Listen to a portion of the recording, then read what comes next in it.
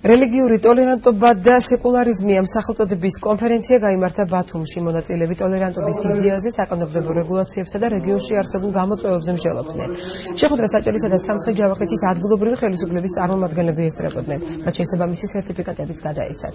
პროექტი ადენაუერის ფონდის მხარდაჭერითა და რელიგიის საკითხთა სახელმწიფო სააგენტოს ორგანიზებით ხორციელდება. პროექტის მიზანი საჯარო მოხელეთა ცნობიერების ამაღლება და გამოცდილების გაზიარებაა. ეს პროექტი მეორე ეტაპზე გადავიდა. პირველი საპილოტო პროექტი იყო, რომელიც კახეთში ჩატარდა. მეორე ნიჭერზე თანამშრომლობთ რელიგიის საკითხთა სახელმწიფო სააგენტოსთან. სახელმწიფო ხელს უწყობს ამ მხრივ მუნიციპალიტეტებს, რომ ტოლერანტულად, სეკულარიზმული კონცეფციის თვალსაზრისით იმოქმედონ ამ რეგიონებში.